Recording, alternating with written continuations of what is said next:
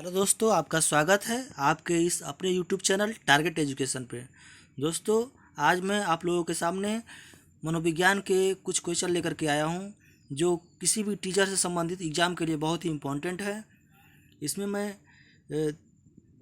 ऐसे क्वेश्चन को पुटअप किया हूँ जो बीएड बीटीसी या फिर टीचर से संबंधित एंट्रेंस एग्ज़ाम या फिर टेट सुपर स्टेट के लिए यह इम्पोर्टेंट हो सकता है।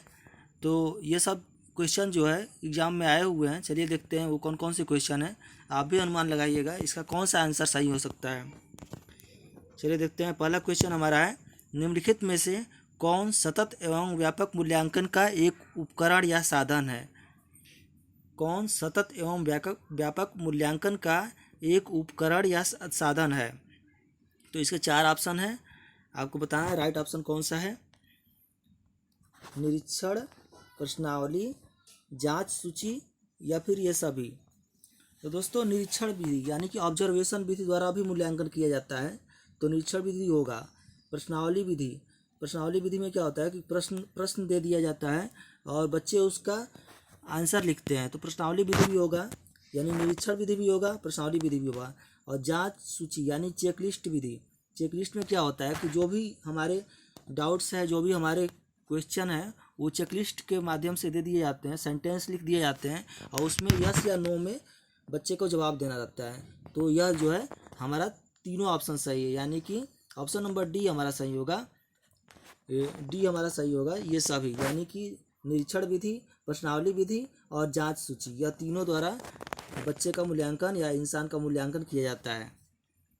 तो ऑप्शन नंबर डी हमारा ऑप्शन सही होगा। नेक्स्ट क्वेश्चन देखते हैं। अधिगम के अच्छे मूल्यांकन का मापदंड है। अधिगम के अच्छे मूल्यांकन का मापदंड है क्या। ये युक्ति संगत होते हैं, ये विश्वसनीय होते हैं, ये तुलनीय होते हैं यानी कि कंपैरिजन करने वाले, या फिर ये सभी। आपको बताना है इसमें से कौन सा ऑप्शन सही होगा। अधिगम के अच्छे मूल्यांकन का या के मानदंड है। तो ये युक्ति संगत होते हैं, ये विश्वसनीय होते हैं, ये तुलनीय होते हैं। तो दोस्तों, इसका सही आंसर होगा ये सभी, यानी कि यह युक्ति संगत भी होते हैं, विश्वसनीय भी होते हैं और तुलनीय भी होते हैं अधिगम के अच्छे मूल्यांकन। तो यह सभी हमारा ऑप्शन सही होगा, ऑप्शन नंबर डी, तीनों हमारा सही होगा। नेक्स्ट क्वेश्चन देखते हैं। मनोवैज्ञानिकों ने स्मृति के 3 तत्व या अवस्थाएं बताए हैं, निम्नलिखित में से कौन सा एक तत्व नहीं है। मनोवैज्ञानिकों ने स्मृति के 3 तत्व एलिमेंट या अवस्थाएं स्टेज बताए हैं। बताइए इनमें से कौन सा एक तत्व नहीं है। मतलब 3 तत्व इसमें लिखा है, एक तत्व वह है जो नहीं है, तो आपको बताना है कौन सा नहीं है। तो इसके ऑप्शन है प्रत्यक्षण, संकेतन, संचयन, पुनः प्राप्ति। तो दोस्तों, इसका सही इसमें से जो ऑप्शन नहीं है वो ऑप्शन हमारा प्रत्यक्षण, यह नहीं है। तो यही हमारा ऑप्शन सही होगा। बाकी जो है यह सब है। तो हम इसमें पूछा है कि निम्नलिखित में से एक तत्व नहीं है, तो कौन सा तत्व नहीं है। तो प्रत्यक्षण, यह जो है हमारा तत्व नहीं है, बाकी सब यह जो है तो यह जो है हमारा गलत होगा। तो ऑप्शन नंबर ए हमारा सही है, प्रत्यक्षण यह जो है नहीं है। बाकी सब तत्व या 3 अवस्थाएं है, संकेतन, संचयन और पुनः प्राप्ति, यह जो है मनोवैज्ञानिकों ने बताया था। नेक्स्ट क्वेश्चन देखते हैं। शिक्षक को मनोविज्ञान की जानकारी उसके शिक्षण कार्य में उसकी सहायता कैसे करती है। एक शिक्षक को मनोविज्ञान की जानकारी उसके शिक्षण कार्य में उसकी सहायता कैसे करती है, यानी शिक्षक को उसके मनोविज्ञान की जानकारी शिक्षक की सहायता कैसे करती है, आपको बताना है। उसे योग्य शिक्षक बनाती है, उसे अपनी योग्यता से परिचय कराती है, उसको अधिक व्यवहारिक बनाती है, या फिर उसे प्रभावी ढंग से पढ़ाने योग्य बनाती है। तो दोस्तों, उसे योग्य शिक्षक तो बनाती है, उसे योग्य शिक्षक बनाता है मनोविज्ञान, ठीक है, यह भी सही है। लेकिन उसे अपनी योग्यता से परिचय कराती है, यह भी हो सकता है। लेकिन हमको बेस्ट ऑप्शन सीटेट में ऐसे ऐसे क्वेश्चन के ऑप्शन होते हैं जो आपको ऐसा लगेगा कि सारे ऑप्शन सही हैं, तो यह जो है हमारा बेस्ट ऑप्शन जो होगा उसे प्रभावशाली ढंग से पढ़ाने योग्य बनाती है। तो हमारा उसे प्रभावशाली ढंग से पढ़ाने योग्य बनाती है, यह हमारा ऑप्शन सही होगा, बाकी सब गलत होगा। हमको बेस्ट ऑप्शन 100% एक्यूरेट आंसर चाहिए, तो यह जो है हमारा ऑप्शन डी होगा, उसे प्रभावी ढंग से पढ़ाने योग्य बनाती है। नेक्स्ट क्वेश्चन देखते हैं। सृजनात्मकता के संबंध में निम्नलिखित में से कौन सा कथन सत्य है? सृजनात्मकता, तो सृजनात्मकता क्या होता है? ये चिंतन में एक सीमा तक अभिसारी चिंतन भी होती है।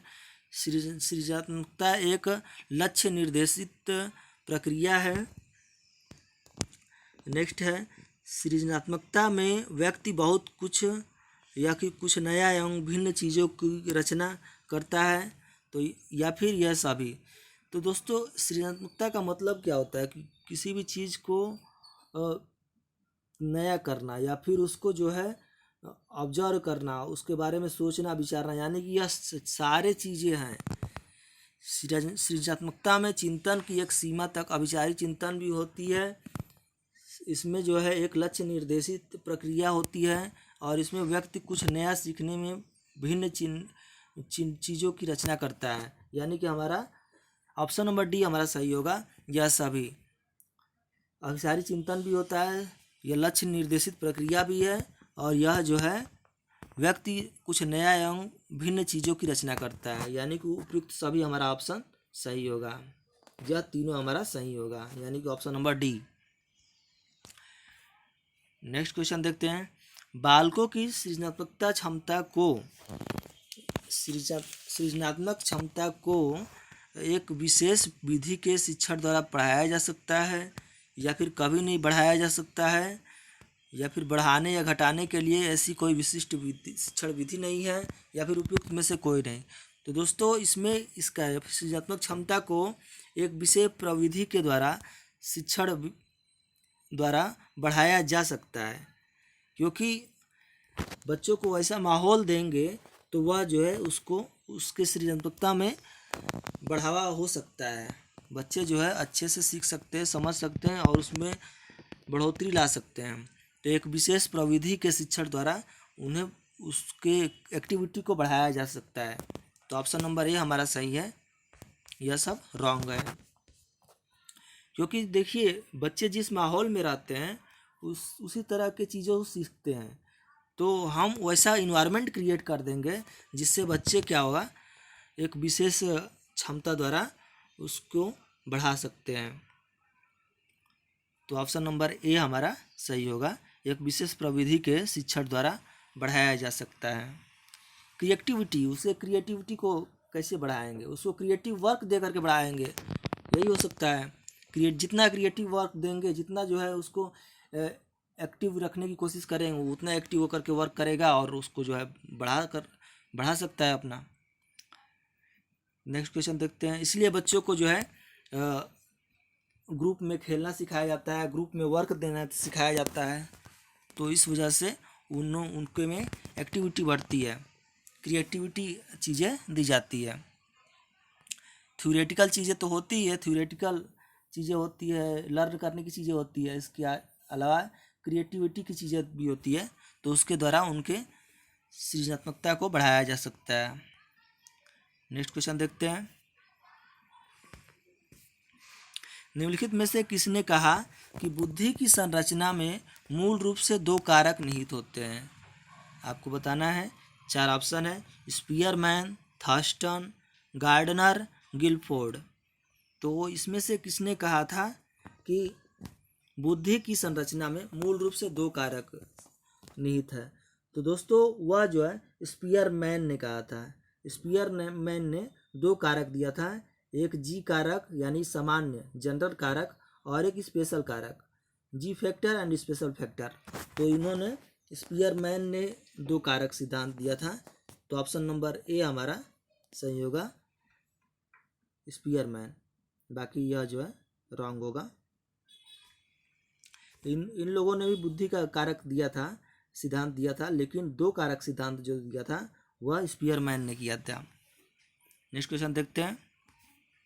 बालकों को अभिप्रेरणा प्रदान करने हेतु उत्तम उपाय है। बालकों को अभिप्रेरणा प्रदान करने के लिए कौन सा उत्तम उपाय है आपको बताना है। अच्छा व्याख्यान देना, यानी कि अच्छा लेक्चर देना, या फिर अभिभावकों से शिकायत करना, या फिर नवाचारों का प्रयोग करना। नवाचार यानी कि टाइम टू टाइम अपने शिक्षण में नई नई चीज़ों का प्रयोग करना। तो अच्छा व्याख्यान तो कोई भी दे सकता है, वह जो है अच्छा व्याख्यान द्वारा नहीं हो सकता है। बालकों को अभिप्रेरणा प्रदान करने उत्तम उपाय आपको पूछा गया है। तो व्याख्यान दे करके, व्याख्यान से क्या होता है, बच्चे सोने लगते हैं क्लास में, स्टोरी सुनेंगे सोएंगे।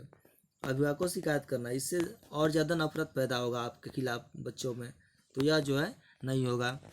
नवाचारों का प्रयोग हमारा ऑप्शन सही होगा, यानी कि टाइम टू टाइम TLM का, नए नए TLM का प्रयोग करना, CD DVD का यूज करके, या फिर जो भी आप प्रकरण पढ़ा रहे हैं, जो भी आप टॉपिक पढ़ा रहे हैं, उससे रिलेटेड आप जो है TLM टीचिंग लर्निंग मटेरियल का यूज कीजिए, TLM का यूज कीजिए, जिससे बच्चों में पढ़ने के प्रति उत्साह बनेगा, तो बालकों में अभिप्रेरित होकर के उसको पढ़ेंगे। तो ऑप्शन नंबर सी हमारा सही है, नवाचारों का प्रयोग, यानी कि हमेशा अपने शिक्षण में नए नए चीज़ों का प्रयोग करना। नेक्स्ट ऑप्शन देखते हैं, क्वेश्चन देखते हैं। सबसे पहला बुद्धि परीक्षण कब किया गया। दोस्तों सबसे पहला बुद्धि परीक्षण कब किया गया, तो यह जो है आपको बुद्धि वाले चैप्टर को पढ़ना होगा अच्छे से, तो आपको पता चलेगा कि सबसे पहला बुद्धि परीक्षण सन 1905 में किया गया था, 1905 में किया गया था। यह जो है बीने तथा साइमन ने किया था, बीने साइमन ने का बुद्धि परीक्षण कहा जाता है। तो यह जो है 1905 में किया गया था। नेक्स्ट क्वेश्चन देखते हैं। पहला बुद्धि परीक्षण किसने बताया था या किसने किया था। दोस्तों आयु ने बताया था। पहला बुद्धि परीक्षण सन 1905 में किया गया था, और ये जो है बीने एवं साइमन ने पहला बुद्धि परीक्षण किया था। तो ऑप्शन नंबर डी हमारा सही होगा, बाकी सब रॉन्ग होगा। बीने साइमन बुद्धि परीक्षण भी इसको बोला जाता है, पहला बुद्धि परीक्षण को। तो यह जो है हमारा ऑप्शन नंबर डी हमारा सही होगा। नेक्स्ट क्वेश्चन देखते हैं। किसी अधिगमकर्ता के अधिगम को प्रभावित करने वाला व्यक्तिक कारण है। व्यक्तिक कारण यानी पर्सनल कारक क्या हो सकता है। किसी अधिगमकर्ता के अधिगम को प्रभावित करने वाला व्यक्तिक कारण यानी पर्सनल कारक क्या हो सकता है। भाषा, लिंग, समुदाय, या फिर ये सभी आपको बताना है। तो दोस्तों ये जो है भाषा भी हो सकता है, लिंग भी हो सकता है, और समुदाय यानी कम्युनिटी भी हो सकती है, यानी कि हमारा ऑप्शन नंबर डी हमारा सही है, ये सभी। क्योंकि किसी अधिगमकर्ता के अधिगम को प्रभावित करना व्यक्ति कारण भाषा भी हो सकती है, यानी कि वह प्रभावित कर सकता है कि इंग्लिश बोल रहा है, हिंदी बोल रहा है, या फिर दूसरी लैंग्वेज बोल रहा है, तो वह जो है किसी को समझ में आती है, नहीं समझ में आती है। बहुत से लोगों को बहुत सारी भाषाएं नहीं समझ में आती है। लिंग यानी कि उसके लिंग भी प्रभावित करता है, इसे कहना तो नहीं चाहिए, लेकिन जो लिंग होता है वो बॉयज एंड गर्ल्स और एक ट्रांसजेंडर भी होता है।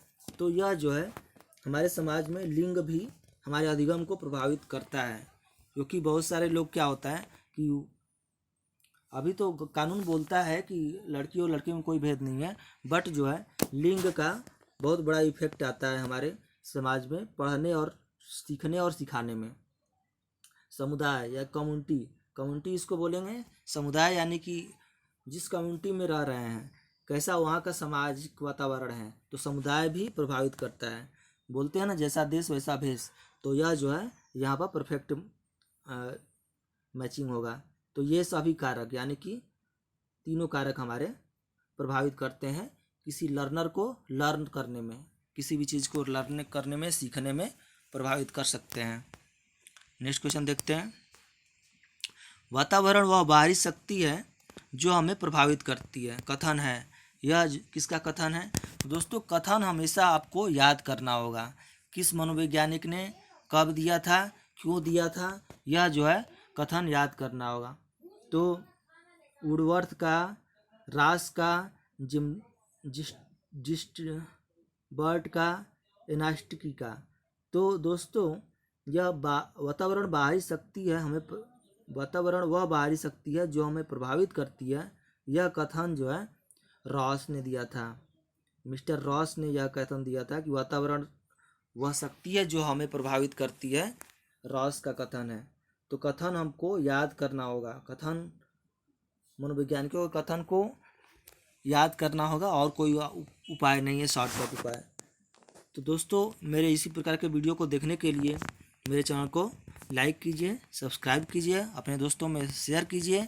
अभी जो है बहुत सारे टीचर संबंधित एग्ज़ाम होने वाले हैं, टेट, सुपर टेट